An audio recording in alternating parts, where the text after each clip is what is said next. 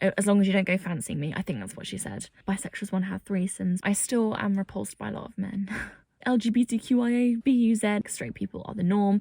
Bisexual people are weird. Always go on Omegle. How do you know you're bi? Hello, welcome to part 1 of this bisexual questions and answers kind of thing. No one's asked me these questions, I've just got them online. Some spicy, juicy, interesting questions. I am bisexual, my name's Alessia. I've got some questions in my notepad here. I'm parked up in some remote area in Shropshire, so yeah, let's just get straight on into it. The first question, how do you know you're bi? I feel like it depends who you are.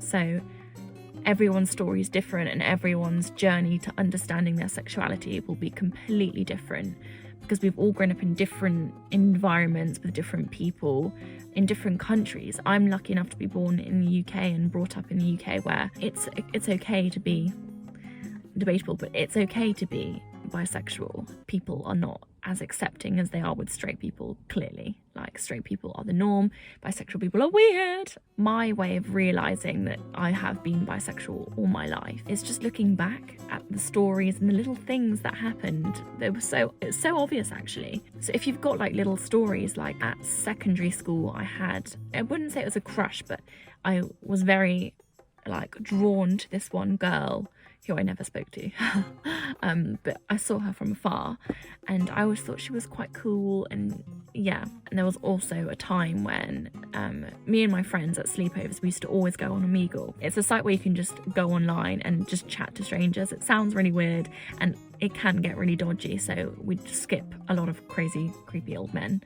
But sometimes you just have conversations with people, and like one time we had a really nice conversation with these guys from Canada. I remember one time a girl came up and she was really pretty and I was just like, oh, I want to stay chatting to this girl, but my friend was like, next.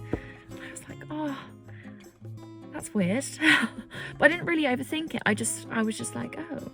But I didn't feel confident to be like to my friend, oh, I really wanted to stay chatting to that girl. So I knew there was a level of shame already, and I was like probably like 14.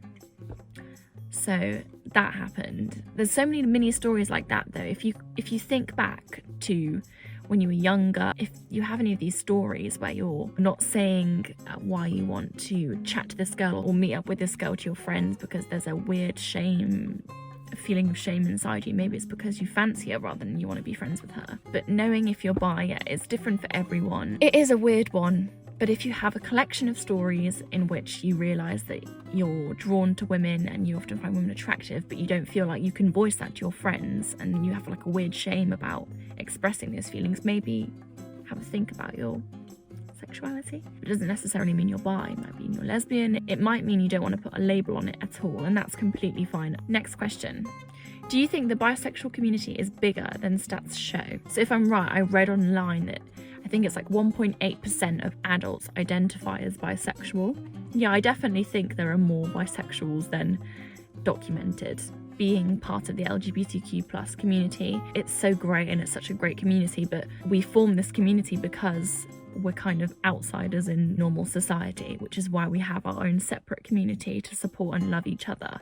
So yeah, there's a reason we have that community. The whole coming out process and joining that community is quite hard, and it's quite off-putting coming out when you see how trivialized it is in the media. All in all, it's very hard. So yeah, it wouldn't surprise me if there was tons more bisexuals. I actually wrote down under this question a quote from Megan Fox. I think people are born bisexual and they make subconscious choices based on the pressures of society.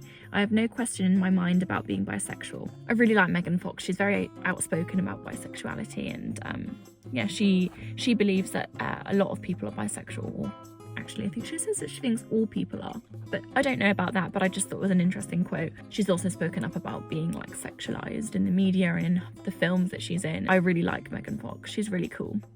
Let's go on to the next question. Don't bisexual people find so many individuals attractive? No, this is one thing that I was so afraid of. When I came out, I was like, I bet everyone's going to be like, do you fancy me?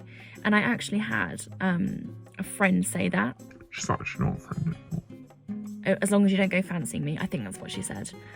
Oh my god, don't say that. Don't say that. That's a whole issue with coming out. Like, one of the major things I was scared of is that I'd creep my friends out, my girlfriends, and I've never fancied any of my close friends, ever. It's such a misconception. People think that bisexuals fancy so many people and oh my gosh, dating must be so much easier. It's like, no, actually, my darling. I still am repulsed by a lot of men. I feel like I need to specify this. I'm not a man hater in any way, shape or form. Like, some men in my life mean so much to me and they've really helped me grow as a person. And in a lot of my videos, it might seem like I'm a man hater. All I'm trying to do is address a lot of toxic masculine behaviours and patriarchy, and it's what feminism's about, addressing the toxic male behaviours and how they affect women and male-dominated structures and all that jazz. But I just want to quickly say that, like, I love men. So many men are so important in my life, so I'm just going to put that out there. But I don't know, recently I have, just from afar, because I am in a relationship, but from afar I do find women more attractive recently. I don't know. So I'd say I'm more attracted to women at the moment, but in a few years I could be more attracted to men. I'm in a relationship with a man, but just in terms of like superficial kind of just attraction, visually, I would say I'm more attracted to women at the moment. But I've seen so many people talk about how that's just, it can change about. It's not just from the day you're born, you're 50% attracted to men and 50% attracted to women, and that's that. It's really not like that. Like, it changes so much. When I was younger, I was boy crazy. It was so annoying. I can imagine being friends with me was so annoying, because sometimes it's really sad, because I think it was more from an insecure place that I wanted male attention and validation. But I'd walk down the street and be like, is he looking at me? Is he looking at me? Can I look at him? I was just really obsessed with boys, and yeah, I was boy crazy. And I let a lot of boys walk over me, all over me, not in a sexual way, like metaphorically. When I was younger, I was a bit of a pushover with guys, so I don't know. Why bother with the label? Yeah, this is a difficult one, because I hate labels as well as I find comfort in labels. Labels do create a level of understanding, and bisexuals in general I think are so misunderstood. There are so many ridiculous assumptions. Bisexuals want to have threesomes.